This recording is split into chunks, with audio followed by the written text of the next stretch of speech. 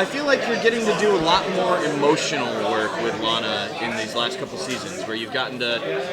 Was that just a result of the kid coming into the picture, or?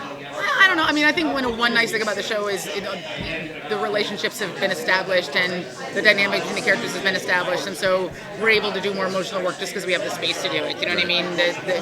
The nice thing about the show is it's become serialized, not episodic, and so you can kind of play this stuff over time. You know, and obviously Archer and Lana's relationship is developed. They have a kid. You know, but we're still making fart and dick jokes, man. That's our bread and butter. That's where the meat and potatoes lie, my friend. Phrasing.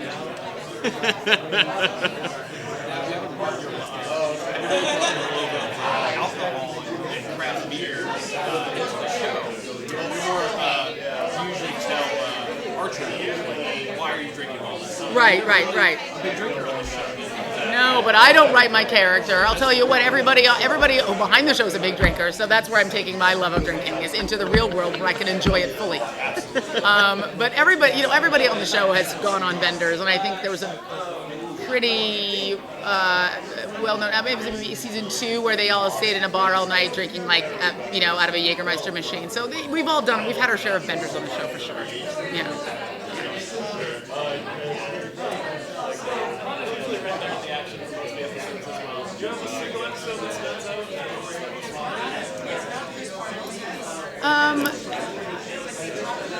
Honestly, the episodes that stand out the most for me were the ones in the first season, because that was when the show was really new and kind of every moment that was happening felt pretty precious because we didn't know if we'd get another season. And what's that? I know. It's shocking that we're still on the air. So probably, I always say this, but it's still true. Probably my 2 favorite episodes are Scorpio and Skytan from season 1. They're just brilliant episodes with great storylines, and I had funny shit to say, and everybody else had funny shit to say, and yeah, those were a blast. Yeah. So we've heard about a couple of the suggestions that other actors have made that have made it onto the show. Mm-hmm. Like Lucky just told us about the brown note gun was actually his suggestion. Is there anything that you've personally brought to the table in that regard, as far as for Lana or for any particular way that she acts, any particular storyline? Adam says that he borrowed a lot of my mannerisms and some of my verbal tics for the show and has written them into the show. But I swear that I pitched him around season 3, Archer and Lana getting back together again and having what I called a sex krieg. And that happened on the show, and I take full responsibility for that. And I think it was very satisfying. Yeah. Lana and Archer were getting crazy laid.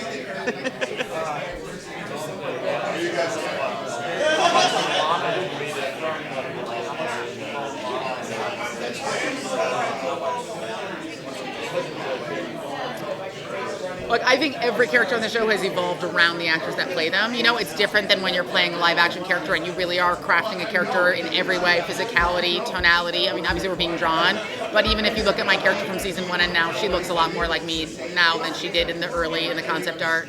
And that's just probably because all of the animators know me now and think about me when they're drawing the character.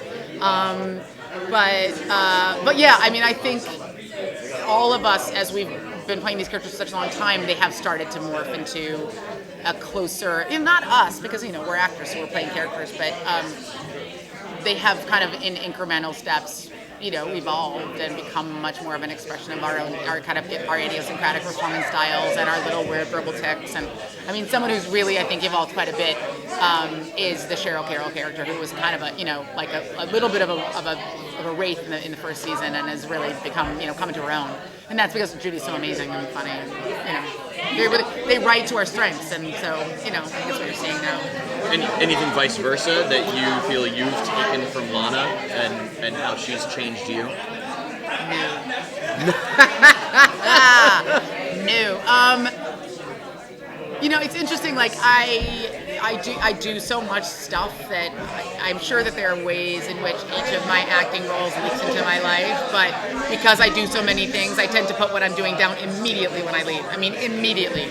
So, I'm about to talk from 7 to noon, and then I have to run to Criminal Minds, and then do that, and then I have to do Who's Line on the weekends, and then somewhere in the middle there I do an hour of Archer. So I probably just need copious hours of therapy. That would be what psychoanalysis is what I've taken from my character. I need help. That's the general diagnosis. Will we see any more real inspiration from that show? I remember childhood photos. Yeah, that episode actually was kind of plucked from my life. I mean, those people were not, my parents are not college professors, but, they said at San Francisco, they drew the baby version of Lana from a real photo of me when I was a kid. And even just some of the visual cues, that the parents loved a hot tub. My parents also loved a hot tub when I was a little kid. So no, I don't know. We're the show is going to change again this season. We don't actually, we kind of know, but we haven't seen any scripts. None of us have seen anything for this season, so we know that we're going to be going through another evolution, but we don't know exactly what it is. So I can't answer that question because I honestly don't know. I think I will say this is going to be fucking cool. It's going to be a really, really cool season. And we are none of us have even seen the teaser for it. We're going to see the trailer for it today when we do our panel. So yeah, Awesome. Yeah, so we're all going to learn something today. Awesome. Yeah, cool. You guys good? I mean, look, I want for her what I think she wants for her, which is to run, I think she wanted to run the agency. I think she wanted Mallory's job. But Mallory's not really running things anymore. Now it's Cyril. So, she's ambitious, and I don't think being a mother has really changed that. I think even the way she became a mom was a product of her own ambition. She wasn't going to wait around for somebody to do, to find a magical situation. She was just going to go for it. So, yeah, I'd like to see her on top, for sure.